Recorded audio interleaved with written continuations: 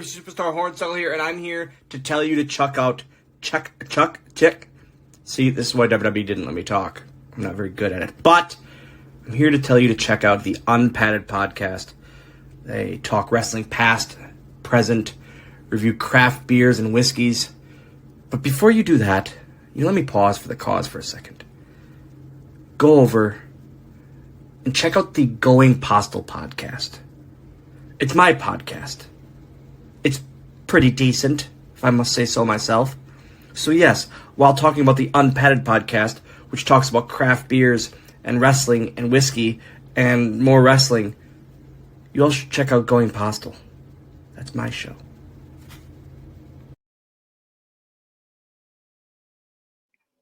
And we're live, I guess, as Alan would say, from Strikeout Beer, but I'm not going to steal that tagline. So tag yeah, you gotta make up your own, man. Right? I know. You're the producer. You need to have this shit already set up.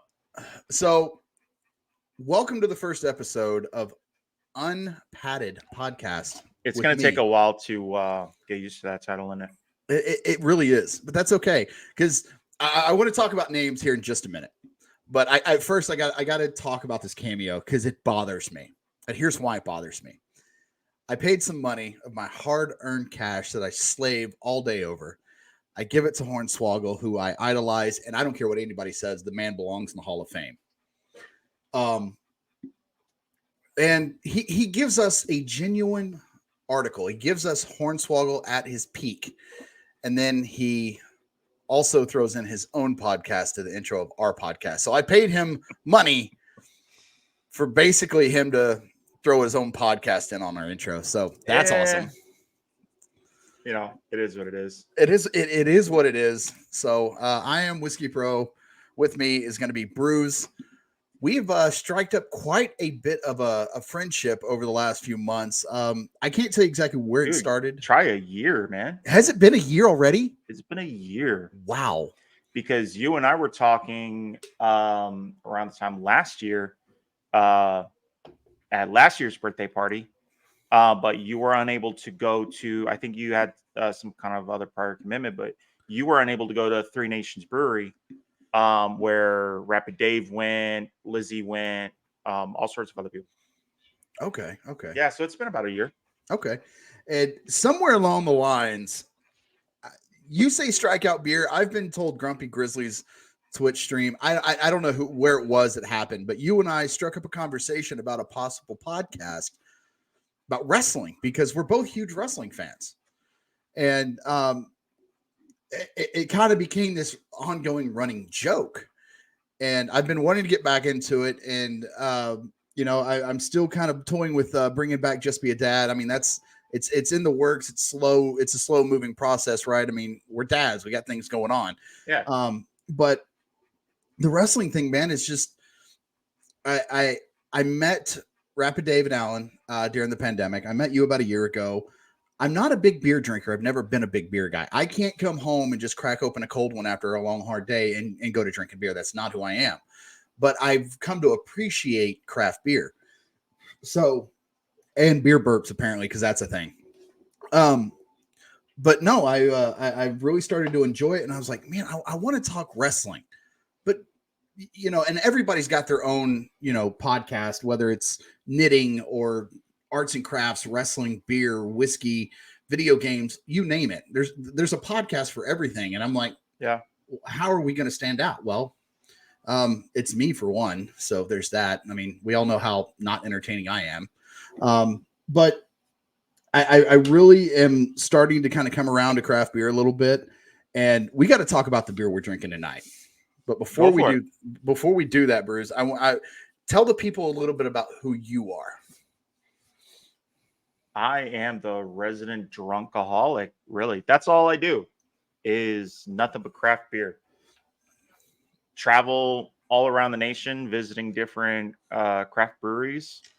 Bring some home with me. I eventually want to try and do, live shows there.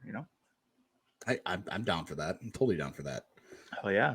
But you introduced me to a big shout out to Denton County Brewing in Denton, Texas, and I have a feeling we're going to be doing a lot of beers from there. I know that's your go-to place. That's my go-to. That's my happy place. That is your happy place. That's your go-to place. And you know what? I like them. And this first beer, man, you know how obsessed I am with this beer. And to give people a little insight, I bought them out of the 4-packs. I'm sorry. I really did. You don't believe me? Ask this guy. He was there. He knows. Yep. I bought like I was lucky to get 2 before you swooped in and fucking jacked them all, man. Hey, there was only 5 left. I grabbed 3, you grabbed 2. So, but no, I mean, I really honestly, this beer for some reason has just been amazing. I love the taste. I love the smell.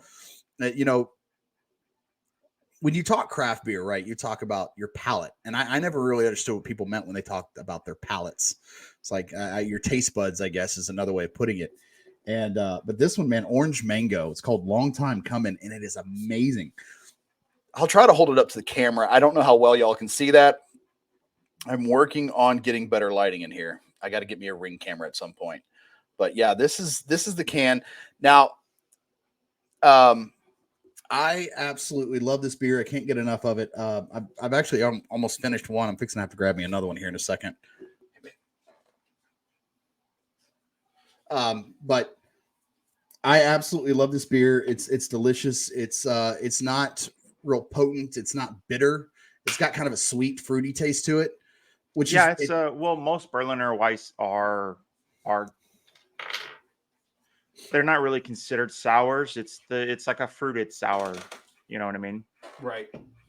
Now, I've had a few sours. I don't like sours. I'll be honest. I'm not a sour fan. And as much of a whiskey guy as I am, and I want to clear the air right now. If you don't think I'm a whiskey guy,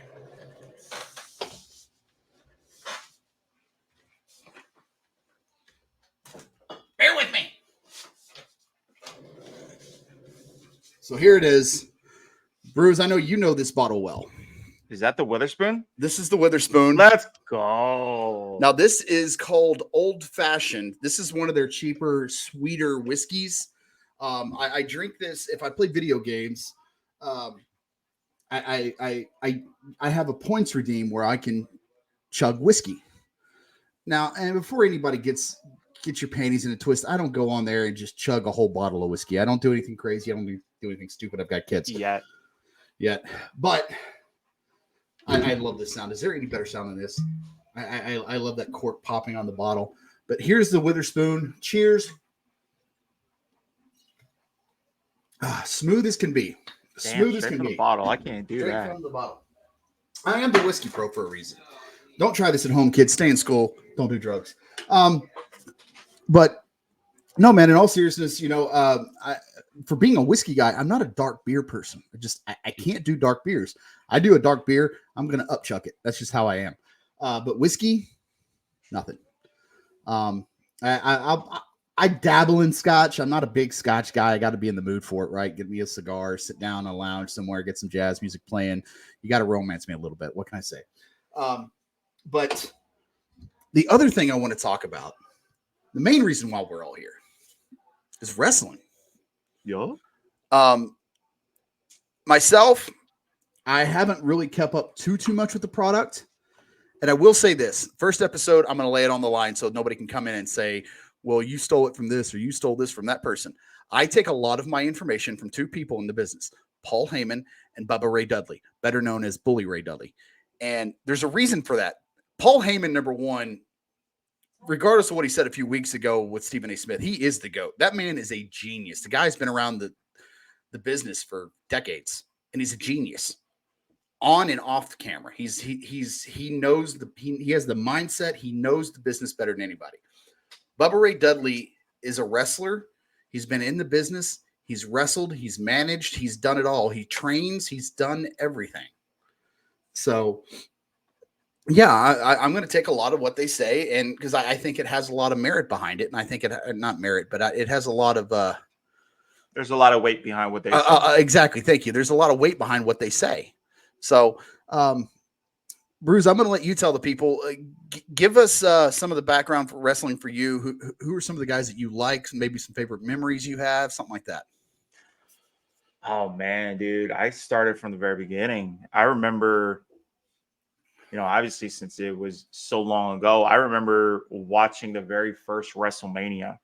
Now, I don't remember if it was like pay-per-view or if it was on television or whatever, but I remember distinctively I'm sitting in the living room, like 5, 6 years old, and whatever year it was, I was watching the very first WrestleMania, watching Liberace and Cyndi Lauper and everything else, when was it? WrestleMania 1 was 85.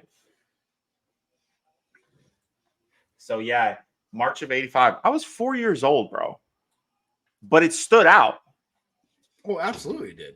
And I remember, over the years, it kept building up to where, okay, after WrestleMania, you had Survivor Series.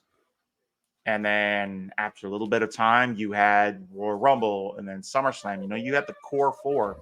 But at the time, it wasn't a pay-per-view every single month. This one, you shell out $30, $40 for a pay-per-view. The next one doesn't happen for another 4 or 5 months.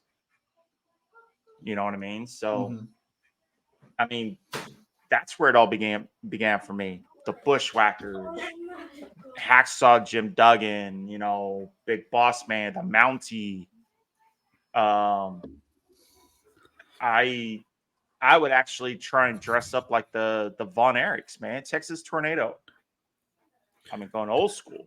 Dude, I got to interrupt you for just a second. Speaking of Bushwhackers, Cameo $25.99 has one of the Bushwhackers on it. Just saying. Really? Yeah. Dude, all right. Did you know this is 18 plus, right? Yeah, we're drinking beer. Yes, 21 plus, as far as I'm concerned. We're not here to babysit your kids. Growing up, my sister, like, I would play with the action figures. You know what I mean? I had the ring, everything. And, I would be wrestling, Legion of Doom with the Bushwhackers, and I had Heart Foundation. I must have pissed my sister off somehow. And she filled me in on a little secret with the Bushwhackers that they were in a porno. What?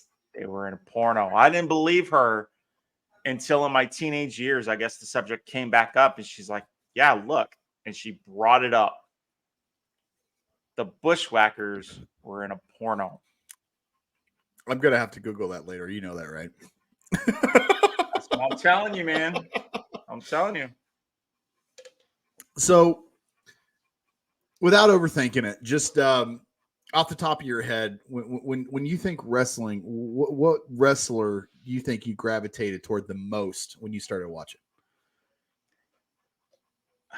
When I first started watching, I would probably have to say Superfly Snuka. Okay. Can't argue with that one. He just the athleticism, always a high flyer. It would be a toss-up between him and Duggan. That's fair. What about you? So I don't know the age that I got into wrestling. I can't tell you what year it was. I can't tell you what day it was, but I can tell you exactly the moment that I knew I was a fan. And I was a young kid. I was sitting down. I want to say it was on a Saturday because it was at my great-grandfather's house. And he used to have the big, huge, remember those really big-ass TV screens that weighed like 200 pounds? Yeah, those projection televisions. Yeah. Yes. Okay, so he had one of those in his house, and Jake the Snake Roberts was on. And I'm going to say this right now, and I will die on this mountain. There is nobody ever in the history of wrestling that can cut a promo better than Jake the Snake Roberts. Yeah. And he was talking, and even back then the camera work was phenomenal, I think, because they were slowly zooming in on his face, right? And he's just sitting there and he's talking and he's doing this and he's almost at a whisper. And yet I remember as a kid going, this guy's freaking amazing. Like, and he just, I gravitated toward that for some reason. I don't know, maybe it's because I'm borderline psycho. Maybe that's the case. I don't know. But the way he cut that promo, man, because he wasn't, you see guys like Macho Man, Hulk Hogan, they're all yelling and screaming and I'm going to beat you up. I'm going to do this. That wasn't Jake the Snake. That wasn't his promos. It was very just calm. It was methodical. Cool. It was methodical, calm, cool, and collected, and it amazed me. And once I got into it, I started, of course, there was Jake the Snake. And then the second one came along. And the second one was The Undertaker. Those are the first two wrestlers I ever liked. And Survivor Series, I remember watching that. And I remember thinking, this guy's going to unalive the people that he's about to face. And I followed his career from start to finish, and I loved him. The third person was Shawn Michaels. And then after that was, I think for a short period of time, I got into The Ultimate Warrior, and then I saw what he was about. And I couldn't anymore. I was like, okay, I'm over it. But Stone Cold Steve Austin. Now, if you would have asked 13-year-old me, I would have told you it was The Rock over Stone Cold. I had to say that because my parents would not allow me to pull for Stone Cold Steve Austin.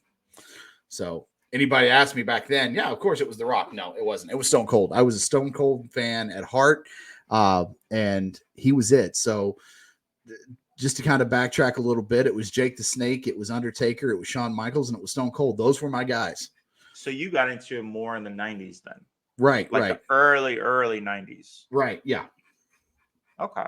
Because Stone Cold came around 95, 96. Well, that was WWE though. He was around in WCW, I think 91. Right. I forgot what it is. Stunning Steve Austin, or what was his name? Yeah, he was part of the Hollywood Blondes. Yeah. He wasn't Stunning Steve Austin until he came to WWE. Oh, was he? Yeah, right. Yeah. Okay. So, and excuse me, it's called the Dallas Auditorium. I don't even know if that building is still around, but he talks about it in all of his podcasts and a lot of different stories that he does. The Dallas Auditorium. I hear about that thing all the time, and I'm like, I've got to find this place. So I'm going to go on an adventure here pretty soon. I'm going to go see if I can't find it, or at least find out where it was. That'd be pretty cool. I'm not really a history buff, but I also think it's kind of cool, if you walk on a battlefield where they had a big fight, or if you go someplace historic or someplace that, one of your idols or heroes or somebody you looked up to as a kid, they went there. They could have sat in this very seat. They walked these same exact grounds as you. I mean, just to do that'd be cool, I think. But get this though, man. Growing up, I was always going to the live shows. Okay. And I grew up in San Antonio, and it still wasn't as mainstream as it is now, where they would sell out, Madison Square Garden, or they'd go to this Coliseum or this arena, or whatever else, right? Right. Freeman Coliseum in San Antonio. I was always, like right up there by the aisle.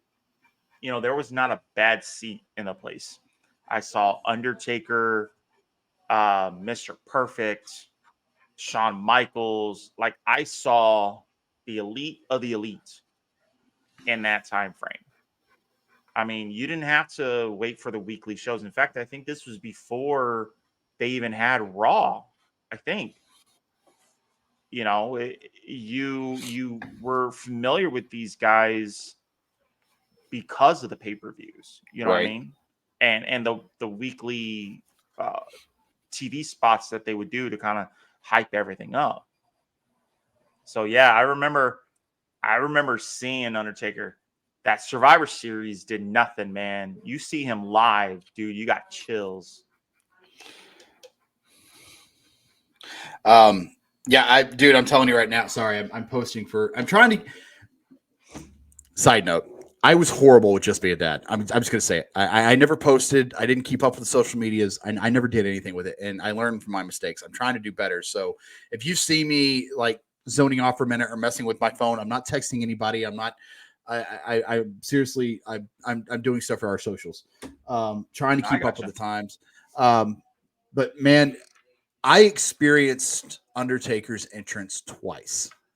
I don't know if you remember or if you were around when Dallas Union Arena was here.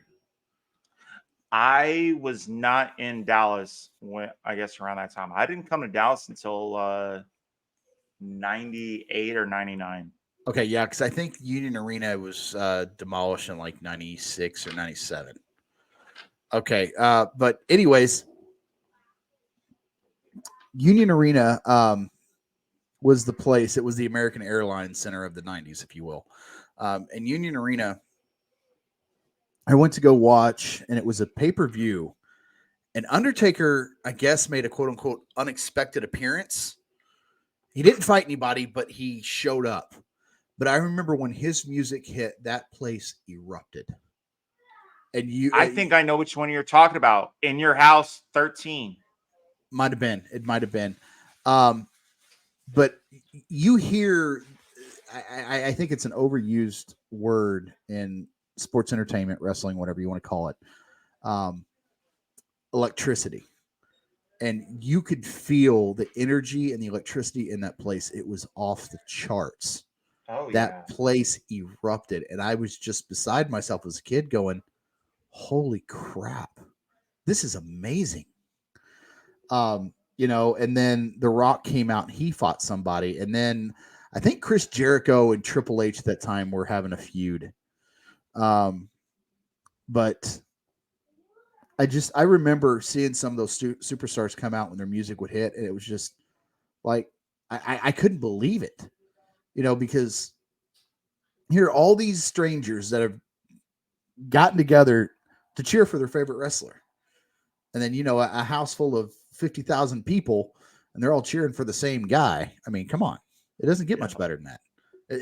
It truly was. And I know this is cliche to say in wrestling, but it truly was electrifying. It really was. It was shocking to me, if you will, pardon the pun.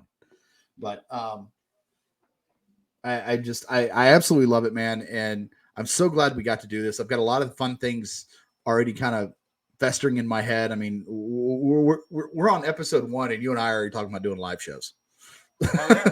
So, and to take it a step further, any money, me and Bruce kind of talked about this earlier, but any money that we make from this, if any at all, because let's face it, if you're getting into podcasting to make money, you're in it for the wrong reasons, dude, and you're not going to make anything. Any money we make is either going to go directly back into the podcast. If we start making a decent amount, we're going to pick a local charity and we're going to give it to them. That's kind of the way we want to do it. Yes, that was inspired by Strikeout Beer. I'm not even going to try to deny that, but it's just, I'm not in this to make money. I'm not in this to get rich. I'm not in this to do anything other than drink beer and talk wrestling. That's what this is. I'm in it to hear myself talk. Yep. Hey, that beer doesn't hurt. Right? So I absolutely love this beer, man. I really do.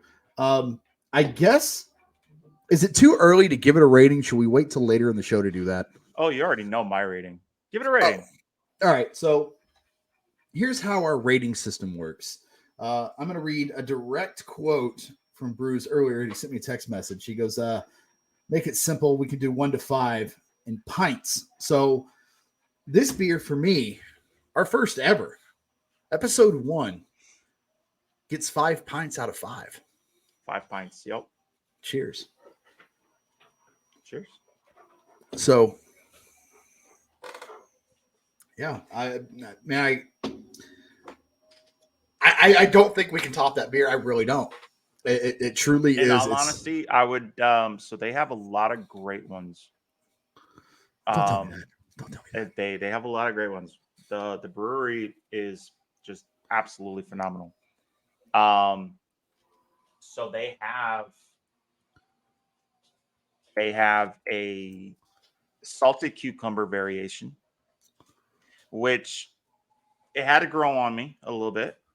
Okay. I'm not a cucumber person, but after a while, it's like, all right, this is actually pretty good. Their original, just straight up long time coming, I would give that one like a 4.7, 4.75. but they're on this. Their schedule. They're releasing a lot of different variations, a lot of different types of IPAs. I mean, you went to the brewery; they have all sorts of stuff. Oh yeah, they've got a. Now, I will be honest, because I'm going to get a lot of hate for this, but as somebody who's a craft beer podcast guy, I'm new to this. I've only been doing this for about a year and a half, so I'm still. Well, that's learning. why you're the whiskey pro. I'm the brew pro. Right. Exactly. There you go. There it is right there. You heard it here first. But I've only been going to breweries for about a year and a half, and I'm still learning how the menus work, how, a year ago, I didn't know the difference between a lager and a stout. I didn't know the difference between an amber and an ale. I didn't know what any of that meant. I was just like, okay, I like that beer. I don't like that beer. That beer is gross. That beer is even grosser. Now, I will say I'm not big on tart beers, but you know what's really weird? I say that. I'm finding out more and more that I'm starting to like IPAs. IPAs are good. Yeah, it depends on what type. West Coast or New England. Do you like the really bitter, like the heavy bitterness? Or do you like the fruity floral type IPAs? You know what I mean? Well, I tend in my beers, hence this beer right here, I tend to go for more of the, not necessarily the sours, but just the fruitiness. Stone Cold IPA. Now, that is one I've had on numerous occasions. Mm-hmm. I like it. It's not my favorite, but I will drink it. Another one that I've had it's called the Soundboard IPA. It was a green can. That's all I can tell you. But I really like the Soundboard IPAs. There was a couple I didn't like, but the green ones I loved. I don't know if there's a specific name for that one, but I loved it. And, this obviously is what did you call this? A Wessler? It's a weisse. A weisse. Weisse or weisse? Weisse, something like that. We'll figure it out. But, I really like this one. So I guess beer wise, I'm not so much a bitter guy. I'm more of a sweet guy. But again, my palate's weird because I don't like sours. I hate sours. I've tried a couple of sours and they're nasty to me. I used to kind of be the same way. So many years ago, I would only drink, and this isn't knocking the commercial type beers. I would always drink either Bud Light, Coors Light, Miller Light, things like that, right? Right.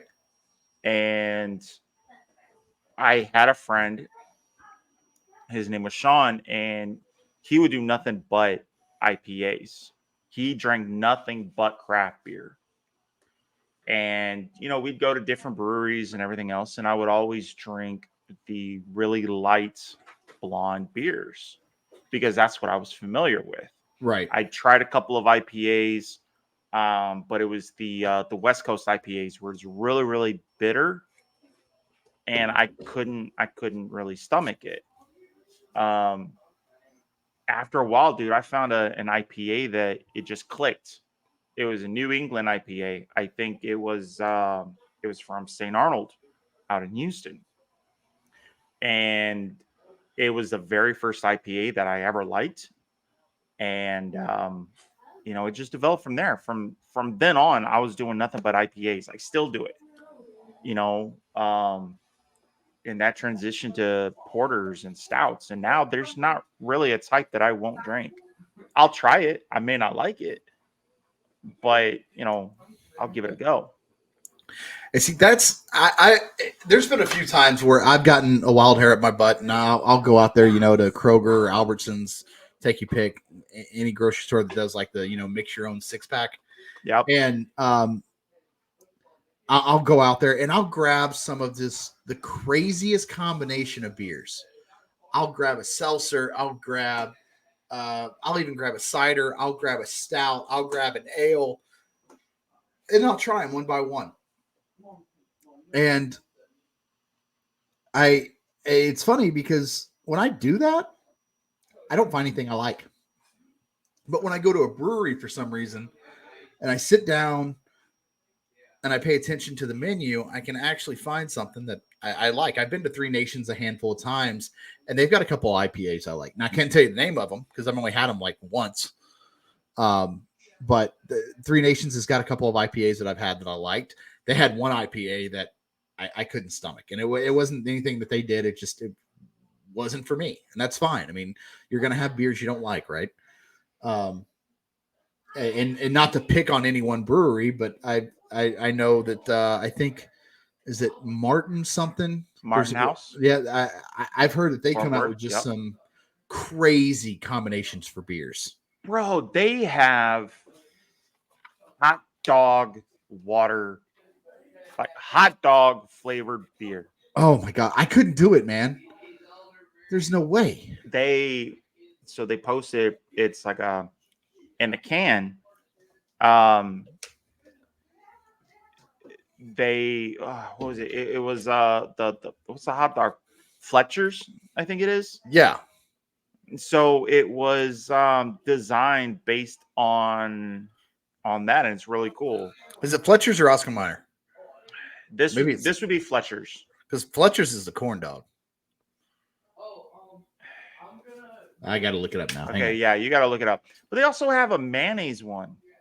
Ooh, all right. Yeah, look, I'm going to say something right now. Is designed like an actual mayonnaise bottle.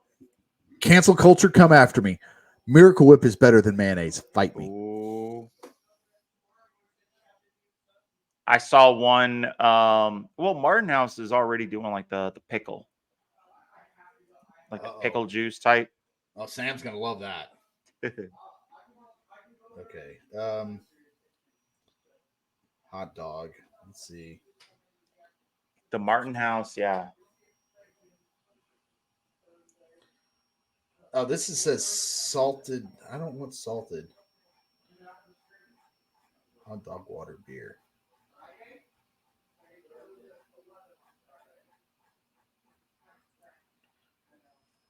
Mustard beer. Awesome sauce bun length. I Googled Martin House hot dog beer, and the results are just flabbergasting. It's a whole hard seltzer bun length, but it doesn't actually have like who it's inspired by, like the Oscar Mayer or Fletcher's. Like I could have sworn it was Fletcher's, but yeah, probably I'm wrong. But yeah, they're known for their variations, and if there's anybody in the DFW area that loves the really heavy stuff, and I'm not talking about like the thick porters and stouts or dark beers. I'm talking about they 12% ABV for like a light blonde. Go to 903 Brewery out in Sherman. They have some stuff that'll knock you on your ass. Dude, I have seen, and y'all are going to hear us talk about Strikeout Beer a lot on here because obviously the guy's been around forever. They do an amazing job over there. Quick shout out to Rapid Dave and Allen. But I've seen some of the things that they drink from 903, and it is insane. Allen actually gave me, I think it was I'm sorry for my ignorance here. The whiskey aged or barrel aged. He gave me a barrel aged beer from 903, and man, I got to say, I took 2 sips of that, and it was just like this dark chocolate almost. I thought it was a stout. I really did, but it was a barrel aged, and it was just a dark chocolate beer almost. There is one that I'm absolutely in love with. It is a white chocolate mocha stout. Oof. From 903. I'm trying to bring up the Untapped for it, and it's not really working for me. But yeah, the white chocolate mocha stout is really good. I love the booby trap. I had that once. I forgot what it was. I mean, they have all sorts of different variations, and they're heavy. I don't think there's one below 10%. Wow. but it's worth it. Yeah. It's so worth it. We might have to get a D&D, but I think you and I might have to make a trip out there. Hell yeah. I want to go. I try to talk the missus into going, and I started looking at all of their releases, and there was probably only one that she would have drank, if that. That was even questionable. So she's like, you know what? You can go, with, whoever you want. I'm like, I'd feel bad going to a brewery without her because that was always our thing. Right. But I know 903 is not her. It's not her cup of tea, Right. Well, we could all go, and either her or my missus, either one could be the DD for that day. Oh yeah, they would love that. So, well, you know what? So with the breweries, you have all these different experimental type beers, the variations. You go to Martin House. There's a few that I like. I can only name like maybe 2 or 3 off the top of my head. Right. 903. I could probably name 1 or 2. There's, Three Nations, downtown Carrollton. It's I don't know a single beer off their list, and maybe I don't know if it's just because I haven't gone there often or what. But with Denton County, I have literally tried every single beer they have on tap. Wow. And there's not a single beer that I don't like. Scratch that. They now have one. They have one that I don't really like. I think I know which one it is too. that mango habanero, that pepper beer. Dude, I need to get my hands on that. Oh no. I couldn't do it. It felt like someone was kicking me in the throat, man. But on the flip side though, I used to never really like seltzers. Like honestly, even now, I cannot stand seltzers. But they have a margarita seltzer on tap right now that I got a flight of, and it was phenomenal. I loved it. Now, Very tart, but it was manageable, real quick, again, I'm still new to this. I'm still learning. When you say a flight, explain to somebody what a flight is for somebody who's coming into the beer scene. So for a flight, typically you go into the brewery. If you want a pint, you're probably paying like $5, maybe $6, right? Right. And a pint, 16 ounce, right? A flight varies depending on the brewery that you go to. Some of them are 3, some of them are 4. I've seen some breweries that offer up to 6, and it's basically smaller versions of that pint. Instead of getting 1 pint for $6, you could probably look at getting 4 or 5 4-ounce or 5-ounce glasses. So you can try a lot more than just one, and you're probably paying like $10, So I have this. This was a Christmas present from my youngest, and this is a flight board. Nice. I have the glasses in the cabinet.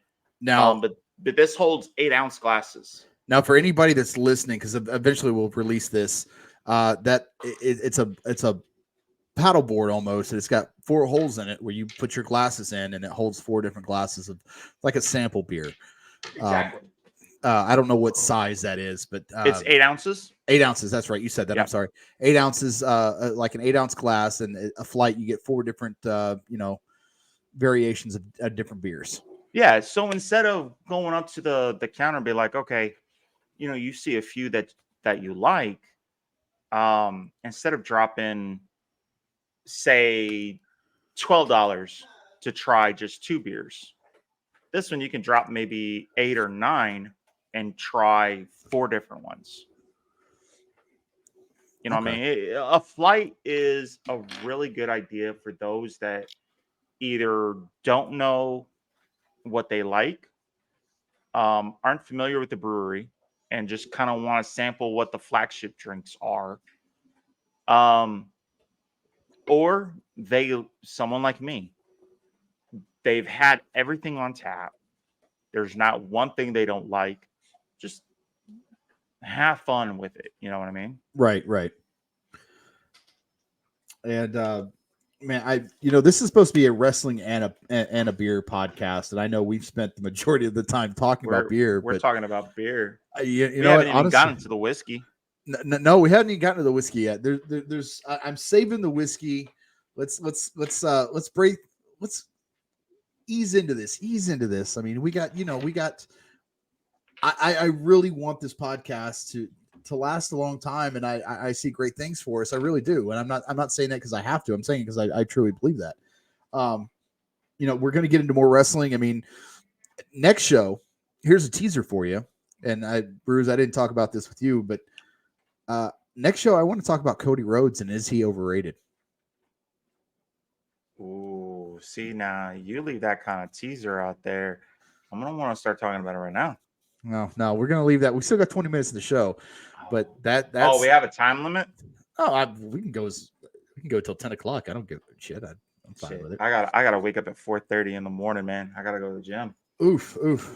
But yeah. No, I figure we'd do about an hour-long podcast, and we might have those days where we'll go hour and a half or something like that. Well, you already know the pay-per-view ones are gonna go at least 3-4 hours. True. I mean,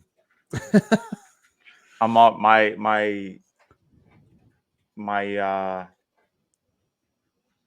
brain's already kind of going into overdrive right now, kind of thinking about all the things that we could possibly do, Right. But, so, for example, maybe Payback in a couple of weeks. What is that? 2.5 weeks? I think something like that. Yeah. You pop it up on your TV. I'll pop it up over here on my PC. We have, the stream up. We obviously can't show the pay-per-view, but get into it, kind of. Instead of taking notes and discussing it after the fact, discuss it right then and there. Right. You know what? Barring that I don't have something going on with the kids or you don't have something going on with the kids, totally fine with that. Hell yeah. And I know somebody at some point is going to say something that we drink around the kids. First of all, if anybody knows anything about me, I've never once been drunk around my kids. I refuse to. I don't judge others that do. That's fine. That's their business. It's their kids. I don't care. I don't. I will drink. I will have a few, and that's the end of it. And if you have a problem with that, talk to me after the show. More than happy to help. I got drunk on my birthday last year. Kids. Yeah, no, it wasn't. Okay, so yeah, the kids weren't around that time. There was it was shortly after Oktoberfest, I think. Because we'll occasionally take the boys to the brewery, right? They're 12 and 13. They'll be 13, 14 this year. But where the brewery is, for those that don't know, it's situated right outside of the square. So you have all sorts of businesses. You have all sorts of restaurants, comic book stores, and arcade, stuff like that, right? Right. They love going to that ice cream place that's right there across the street, or maybe half a block away. Oh no, dude, that's one thing I can't do. Ice cream and beer, I will. Nope. I don't do ice cream and beer. No, they'll go. We'll go to the brewery. They'll take out the board games that the brewery has or that Bearded Monk has. Right.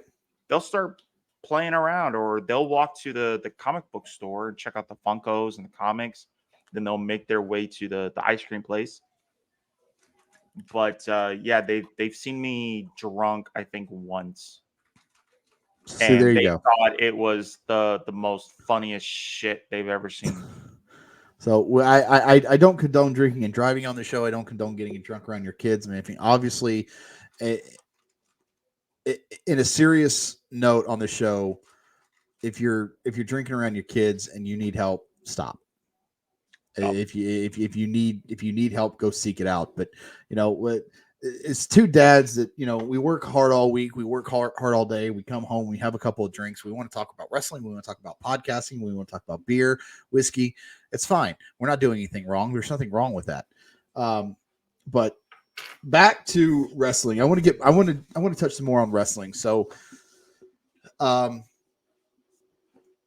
I have vaguely been keeping up with the product as of late. I tuned in, you know, when we all heard Cody Rhodes is coming back, right? And I for one, I was excited. I've always been a huge Dusty Rhodes fan, and I'm gonna put a little teaser out there for future reference. I'm a diehard, and I mean diehard Dustin Rhodes fan. Huge fan. The man belongs to the Hall of Fame. I don't care if he's part of WWE, AEW. He belongs in the Hall of Fame. Put him in there. He's one of the greatest minds in this business, and he belongs. And another little teaser. I think Goldust actually kicked off the Attitude Era. I said what I said.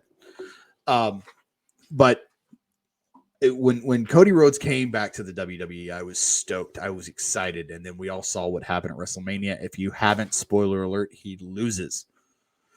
I love the Rhodes family. Love what they've done. Love what they stand for. Everything. But I feel like that story is kind of getting washed out a little bit by the Bloodline. And I love the Bloodline storyline. I do.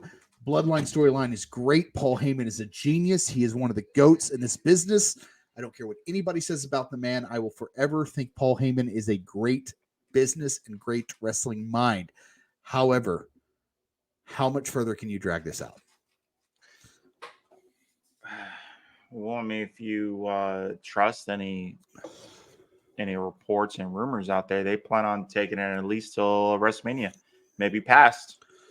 Yeah, you know, and I know there's at some point there's gonna come some slime ball, and I use this word slime ball, and I'm not sorry, that Dave Meltzer reports. Let me tell you something about Dave Meltzer. I don't know the guy personally, never met the man. But everything I have read, everything I have heard, everything I have listened to, everything has got to be true about this guy, because he puts out the most bizarre accusations. Every once in a while, he'll say something that's true. Every once in a while, he'll say something that is true. But for the most part, he's a scumbag, and I don't care who knows it. All right, moving past that. There you go. That's a clip for Twitter right there, man. He's going to come after me on day one. Get on his radar, I'm telling you. Go for it. Please. Yes, attack me. Eric Bischoff doesn't like him. I don't know any minds in this business that like him. Again, some of his reports, they are true. I'm not saying they aren't. I just don't like his reports. I think they're crap, and I think he twists the truth, and I think he embellishes the truth. I said what I said. Moving on. Is there any storylines that you're really looking forward to right now? Anything that's kind of got your attention? Yeah. Well, yeah. Have you seen the? Did you watch yesterday's Raw? I haven't watched all of it. Okay. So I don't know if this is really going to be a spoiler or not. But sorry, my there's dogs are barking. A new tag team that just got developed. Really? With do you want to know? Yeah, go ahead, tell me. Okay, it's Drew McIntyre and Matt Riddle. They're called the Eden Bros. Oh my gosh, I love it. Yeah, but they are supposedly making a push to try and claim the tag team titles from Sami Zayn and Kevin Owens. But there's been little rumors going around that they have every intention of making McIntyre turn heel really, really soon.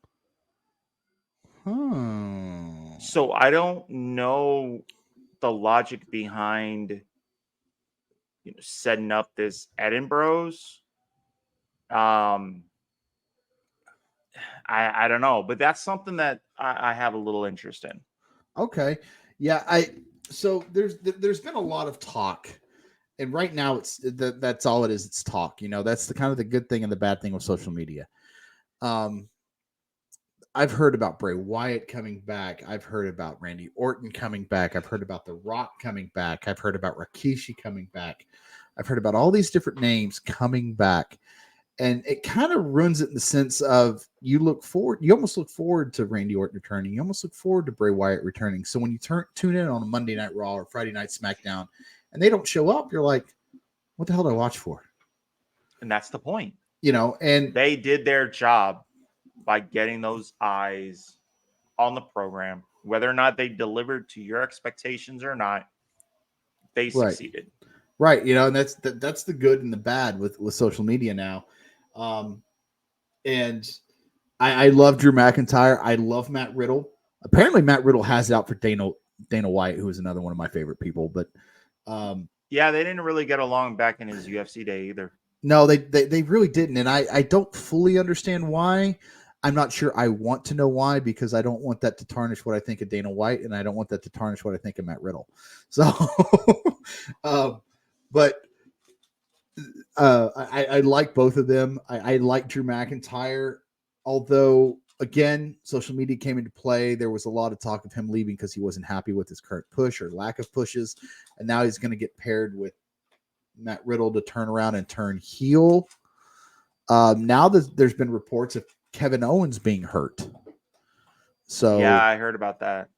And which sucks, because I'll be honest, when Kevin Owens came into the WWE, I could not stand Kevin Owens. I could not stand him. I hated him with a passion. And then I watched the guy wrestle one night. I sat down. I was like, you know what? I'm going to give this guy a fair shot. I'm going to actually watch him wrestle. I paid attention to his mic skills. I paid attention to his in-ring ability. He's one of those guys, I say he's overweight. He's got a bit of a beer gut, just like I do. But the guy can work. Yeah. The guy can really work. And I'll tell you what really did it for me. It was at the WrestleMania when he did that thing with Stone Cold. Before anybody says anything, yes, the match was god-awful. Stone Cold was stiff as can be. He will tell you that. And Kevin Owens took it like a champ, and he still was able to work with Stone Cold. Stone Cold had been out of the business for X amount of years, and Kevin Owens still was able to make Stone Cold look good. And the great thing about that WrestleMania, it was here in Dallas. I'm a Dallas guy, born and bred, love it here. Hate the heat, but I love it here. And it was kind of like the perfect storm, because you had the Undertaker's Hall of Fame speech, you had Stone Cold's match, you had Triple H coming out and retiring from in-ring stuff, and it was kind of like just watching my childhood. It just the Kevin Owens Stone Cold fight, and as bad as it was, man, it was still fun to watch. I had a blast. Everybody in that building knew it sucked. Stone Cold knew it sucked, but they still had fun doing it. And then, Mr. McMahon comes out and completely botches the Stone Cold Stunner. And even Stone Cold was laughing at that point because it was fun. And that's the whole point. It was fun to watch.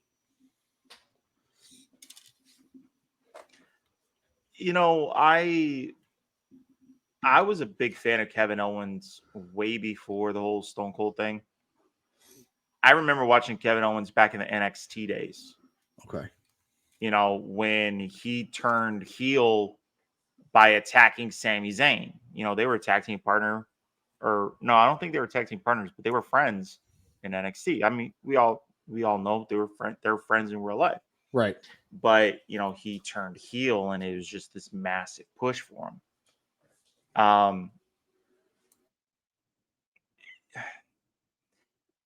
I could kind of say the same thing with Drew McIntyre. I wasn't a big fan of his to begin with. And just when he catches my interest, where, he's doing phenomenal work, they go and put him in some kind of meaningless tag team. You know what I mean? Right. The thing with Matt Riddle, the thing with Sheamus. It just makes no sense. It's almost like they don't know what to do with him, With Matt Riddle? No, with McIntyre. Oh, yeah, McIntyre. Yeah, I feel like WWE is they've kind of shied away from this whole They if you know anything about Vince McMahon, you know he loves the big guys, right? I mean, look at his track record: Hulk Hogan, Macho Man, Von Erichs, Undertaker, Kane, Braun Strowman, Brock Lesnar. I mean, the list is endless. I mean, and that's what sells. People want to see a freak show. But when you look at a Drew McIntyre, I mean, early on in his career, he didn't really get a quote unquote push, but he didn't have to. He was over, and I think that needs to be another idea for a show. The lingo of wrestling, really get into the lingo. He was over with the crowd, means the crowd liked him, the crowd loved him, and he didn't really need a push because he had the crowd behind him. Yeah. But you're right. I mean, as of late, it's like they don't know what to do with him. They'll kind of push him here or there, and then they'll get away from it. Then they'll kind of push him here or there, and then they'll get away from it. So it leaves a lot to be desired. Is what are you doing with the guy? Well, just like I told you, we had the same conversation like a week or two ago that they had the triple threat back in what was it, WrestleMania? It was Gunther, Sheamus, and Drew McIntyre. I think that was WrestleMania. Okay, yeah. And then right after that match, him and Sheamus lose. We don't see him for months. There's behind the scenes grumblings that, he's going to leave. He's unhappy, with whatever they're doing with his character. They bring him back to immediately lose in a title match. What is up, Grumpy Grizzly? Makes no sense whatsoever. What's going on, Grump? Good to see you, man. Thanks for coming in. So I can see them doing a heel turn, but I don't think they should have him in some kind of meaningless tag team with Matt Riddle in order to accomplish that. They should just do it, get it over with. Right. Almost forgot. Well, how could you forget? I posted it on all the social media websites. I mean, I'm just saying. Grump, real quick. I'm going to interrupt the show. Sorry, Bruce. We're drinking from a local place called Denton County Brewing. It's right up the road. It's about 45 minutes from my house. Sounds far, but in Texas, it's really not. It is long time coming. Mango orange. Bruce, help me out here. I'm going to screw it up. A weisse, I believe. Berliner Weisse. Yep, Berliner Weisse. Dude, this beer. Oh gosh, Grump. If I could send this to you, I would. It's that good. It's amazing. I love this beer. Anyways, welcome into the show, man. We're talking wrestling. We're talking beers. I'm throwing back some beers. We're having a good time, and we're talking about Drew McIntyre right now, which we kind of got off on a tangent about Drew, but because we follow wrestling at its core, but you look at the overall and it's just like some of the storylines we like, some of the storylines we don't like. We love Cody Rhodes, but I feel like they've kind of put Cody on the back burner now for some reason or another. We love the Bloodline, but it's like, where are you going to go from here? Drew McIntyre, great wrestler, great person, great performer. The crowd loves him. He's over with the crowd. What are they doing with him? I feel like WWE is doing a lot of great things, but it's kind of like that joke, right? There's no punchline. You're telling an amazing story. You're telling a funny story, but there's no punchline at the end. Where's the punchline? It's hard to tell where Triple H and Vince McMahon separate. Right. You're watching a show, you're watching a pay-per-view, you don't know whose hand is in that cookie jar. And that's the bad thing. Because there's been so many reports come out after piss poor shows. Be like, oh, well, McMahon did all sorts of last minute edits. A lot of people couldn't remember like where their spots were, what the ending is. Complete shit show. You know what I mean? I'm not even going to try to pronounce what any of that says. Leinenkugel? Yeah, okay. we'll go that. Dude, well, Grump, like I said, man, I could seriously go on and on about this beer. So we're gonna It's do our good. rating. Our rating system is a 1 to 5 pints. Okay. Or here's another way of thinking it. I'm doing this on the fly. We didn't talk about this at all. 1 to 5 stunners. This gets 5 stunners for me. Yeah, So 5. I absolutely love this beer. It's amazing. This is the only beer I can actually come home, crack open, and just drink. Yeah. I can't do that with mini. I really can't. I'm not that type of a guy. Never have been, but with this, dude, I can't wait to come home to it. And coming from someone who was saying that they don't like sour beers, I mean, it's technically a sour beer. Right.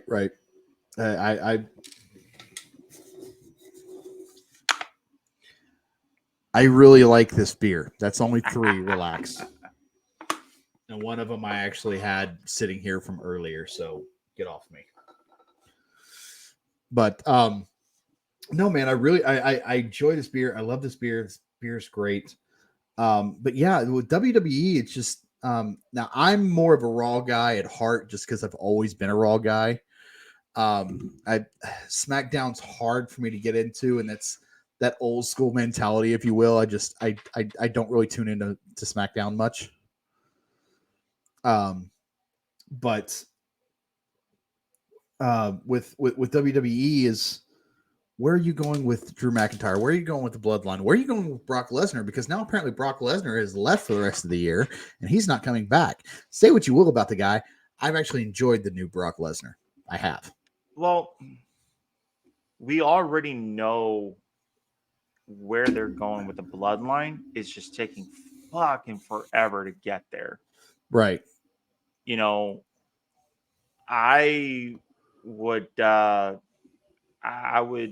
be very curious to see what they want to do with Cody Rhodes, because they gave him such a massive push. He was supposed to be the champion last year when he got hurt against Seth Rollins. Well, and again, we're going to go back to this guy. I said it earlier in the show. Meltzer recently reported on multiple sources that Cody Rhodes might, and I emphasize the word might, be injured because of shoulder injury. Not his pecs, something else. Don't know what. Didn't read the whole story. Don't care. But okay, so here's the thing. You and I have already gone over this so many times, but I'll say it again because we're live.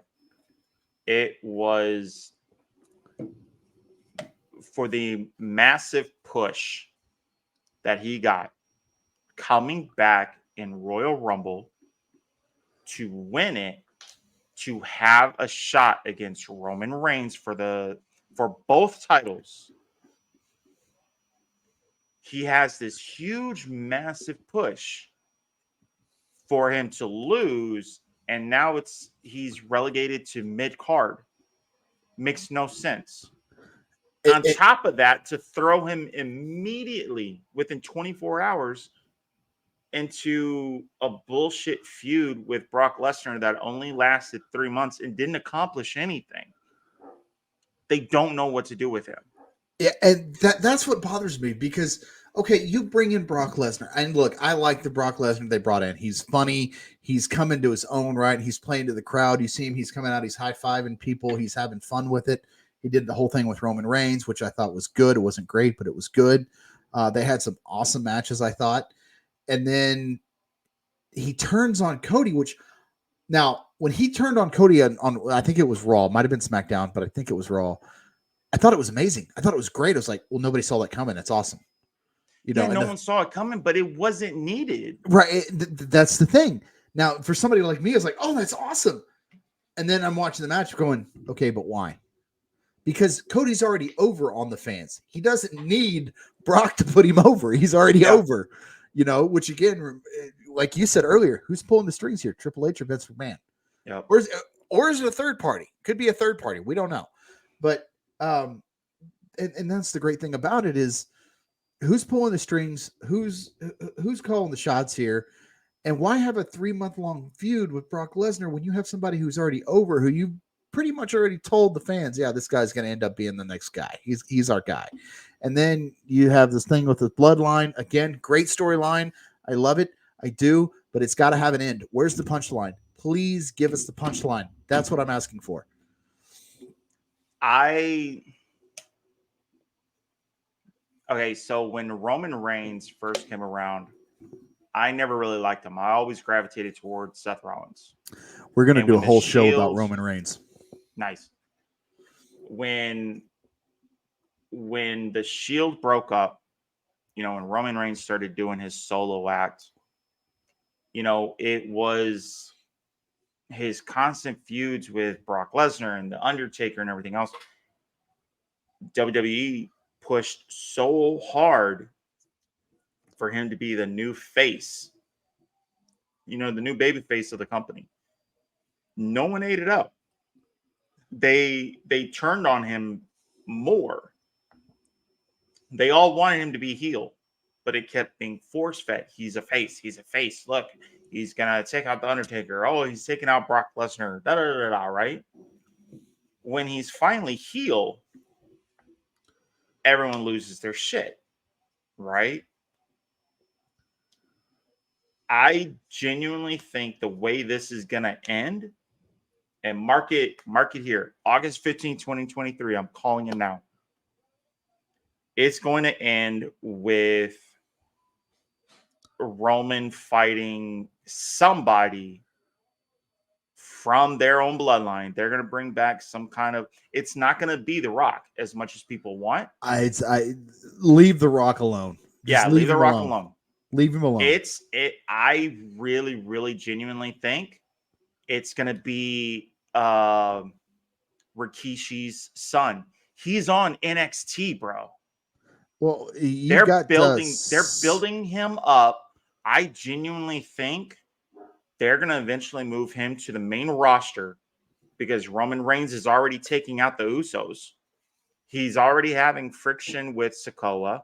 He's already has Jay on the outskirts. I truly think Rikishi's son is from NXT. I forget his name. He's going to transition over, start a feud. He will become the new head of the tribal. And this whole bloodline thing is going to end. Roman Reigns is going to go back to regular solos. Maybe he'll be like, oh, wow, I got my ass whooped. My bad. Family's more important. Whatever angle they want to do. And he'll turn heel. People will like him. And the bloodline thing will end. But I think it's going to end with Rikishi's son doing it. And that's the great thing about wrestling. We all have our thoughts and our comments and our predictions about what we think is going to happen in as far as wrestling goes, as far as the storyline goes. I don't know what's going to happen with the bloodline storyline. I really honestly don't know. I want there to be a punchline so bad. I can't see it into it because Jey Uso just quit, quotation marks, air quotes, the bloodline and WWE. Now, the rumors on TikTok, of course, are that he's going to AEW. The rumors are that he quit for real. WWE went as far as to take it that they put him on their alumni category on their website, which basically means he no longer works there. Yeah, they have to do the sell. I mean, you quit on live television, they're going to have to move them. Right. And that's the thing. It's like, so what's real? What's fake here? I don't know. I've heard people talk about The Rock coming back. I've heard people talk. Look, I love the old wrestlers. Okay. I was a huge Hulk Hogan fan. I was a huge Stone Cold fan. Stop. We don't need those guys anymore. We have fresh wrestlers. Let's let them wrestle. Yeah. Roman Reigns. I'm going to say it now. I'm going to give you a 2-minute insight into Roman Reigns. Roman Reigns with the Shield was great. He was amazing. He was the muscle, right? Seth Rollins was the brains behind the operation. Dean Ambrose was the the menace that threw a wrench in everybody's plans. Roman Reigns was the muscle. We get it. Got it. Good. Okay. Shield breaks up. Shield gets back together. Roman Reigns leaves because of the leukemia. Comes back. He's getting a push. The fans don't really like him. They're pulling for him a little bit, but they think he's kind of getting over pushed. And then WWE, all right, well, we got a couple of fans behind him. Let's push him hard. They pushed him so hard, the fans hated him. So they kept pushing him and pushing him and pushing him and giving because John Cena was on his way out. Roman Reigns was on his way in.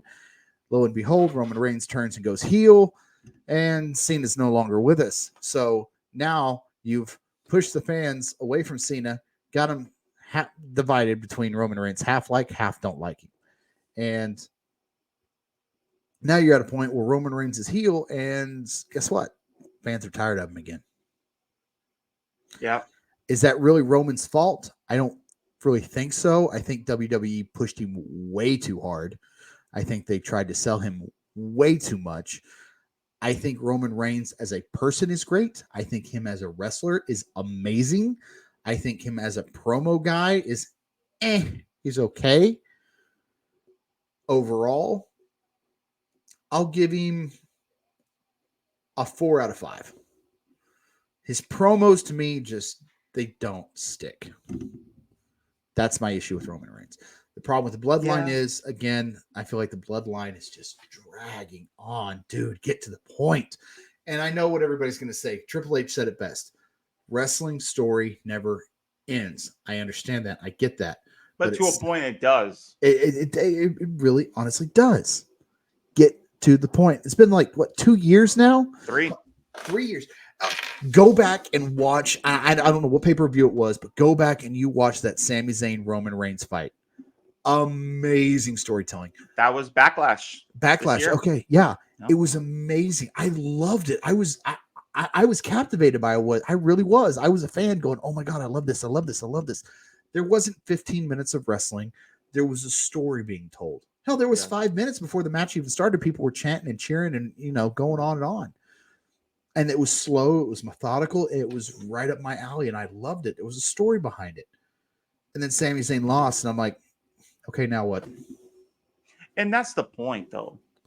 You go back 3 years, like this past pay-per-view, SummerSlam, it was about 3 years from his last match with Jey Uso to determine the quote-unquote, the head of the tribal council, whatever, Right. So all of that writing was him and Paul Heyman, and they are the creative process behind all of that. And it's been some of the best television you could see, because you're always wondering, okay, well, is it going to be Drew McIntyre that dethrones him? Is it going to be Sami Zayn? Is it going to be Kevin Owens when they were pushing that? At some point, it's got to end. Yeah, it really does. And I think for me, the biggest question is who's going to end it. I know what my vote is. My vote's, I'll say it now, it's Cody Rhodes. I think Cody needs to be the one to do it. No, I think it'll be Rikishi's son dethrones Roman Reigns. They've already split the titles. There's no point in it. Roman Reigns is kind of considered SmackDown. He's now on the SmackDown brand. There's no reason for Cody Rhodes to fuck with him right now. Cody Rhodes will become champion whenever he dethrones Seth Rollins or whoever's holding the title at that point. Shiki Sakan, I always get his name wrong. Shinsuke. Yeah, Shinsuke Nakamura. That's the thing. I always call him Shinsuke. Cody Rhodes, they ruined any chance of a Cody Rhodes Roman Reigns rematch when they split up the titles. They really did. If you go back and look, they may have it's a brand new title, brand new name, but they are basically, I'm going to have to go back and this may be wrong. I'm going to have to go back and research it, but they're using that lineage from Dusty.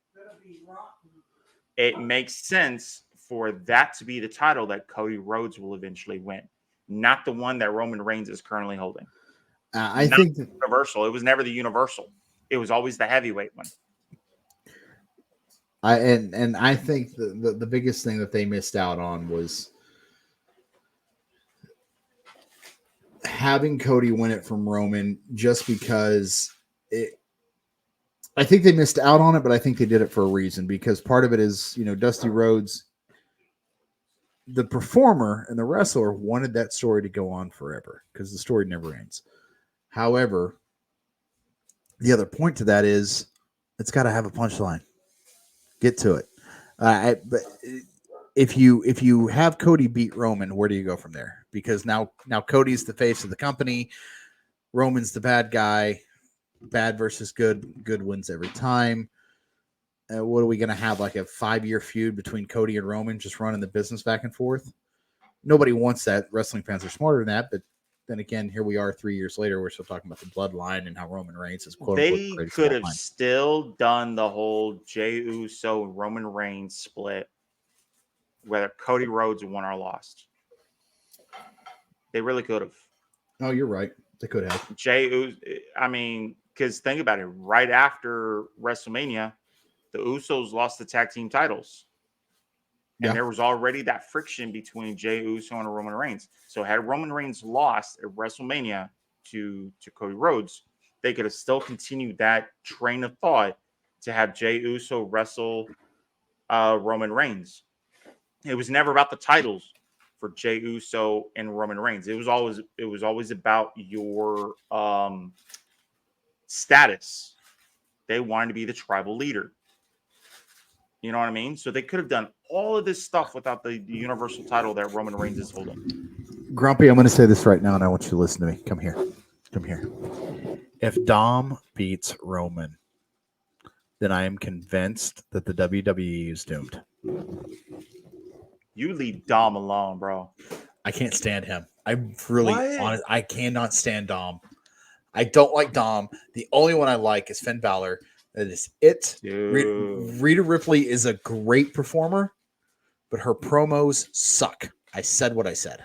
Dom is the best part of the whole Judgment Day, man. He really is. I cannot stand Dom. I hated him when he got there with his dad. I still hate him. Don't like him. No. Well, speaking of Dom and Rey Mysterio and people who were getting weird angles left and right, whatever happened to Edge? He beat Finn Balor, but then now what? We haven't heard anything about him. You haven't heard, have you? Friday Night SmackDown's supposed to be his final fight. That was supposed to be like celebrating like an anniversary. No, this is supposed to be his final fight. Oh, is it? He's going to be in his hometown of Toronto. This is supposed to be it for him. I'm recording that then. I don't know if that's true, but TikTok, Instagram, Twitter, they're all reporting it. Not only is quote unquote Dave Meltzer, but other wrestling insiders are reporting that he is in fact retiring from in-ring activity as of this Friday. Final fight against Sheamus? Oh, come on. Couldn't his retirement fight be against someone? Well, there's a story behind it because Sheamus has a YouTube channel, and when Edge was just, he was retired, he had moved on from wrestling. He was out with Sheamus, and they were riding bicycles, and they were like doing trail rides. And Edge fell off of his bike and was fine. And he said he had a light bulb moment, and if he could fall off of a bicycle on a trail and be okay, then maybe he could wrestle again. And that's when the light bulb went off. He started talking with Sheamus. He started talking with the doctors. Lo and behold, he came back at Royal Rumble. We all know how that turned out. So this is supposed to be his final fight with the guy that got him back on the horse again in his hometown of Toronto. So a face versus a face. Right. Not. Well, I mean, okay, so let's tackle that for a minute, okay? And I don't want to get into this big, huge debate, but let's tackle it for just a few minutes. Let's entertain this. Go back to the Attitude Era. You had The Rock, you had Stone Cold. You had two faces, right? You have Kane, you have The Undertaker, two people that are over with the fans. There's no difference between Edge and Sheamus. There is. They don't have the same pull as The Rock or Undertaker or anything else. You look at what Sheamus is doing, and it's mid to low carb stuff. Now, but I mean, he still has that pull. I mean, he's been a champion on multiple occasions.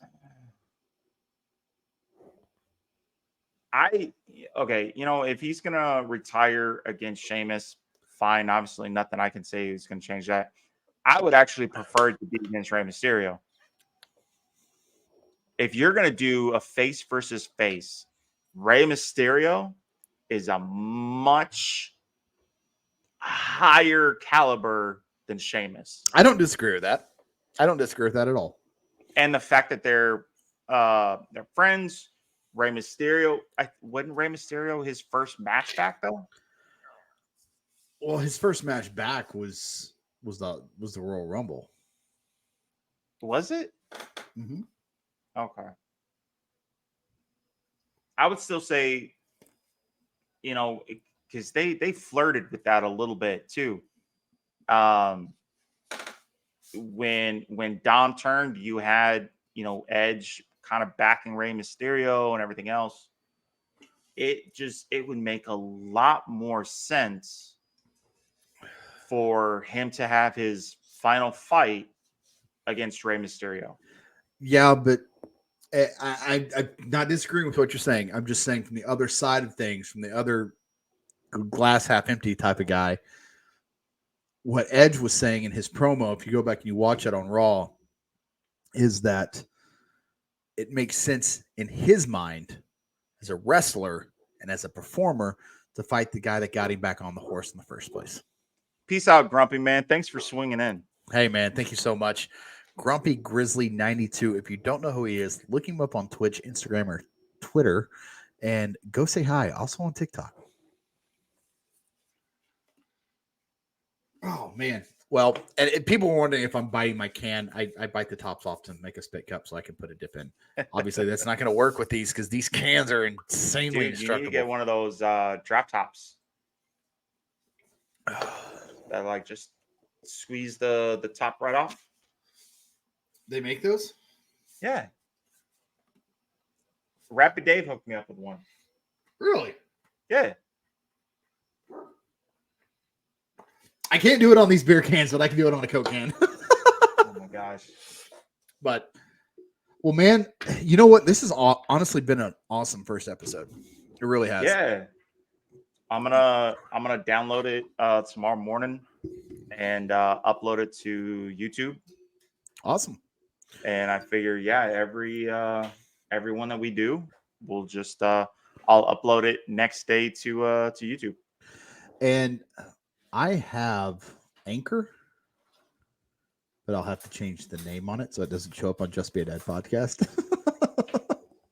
And we will work on getting a better cameo for Swoggle. Thanks a lot.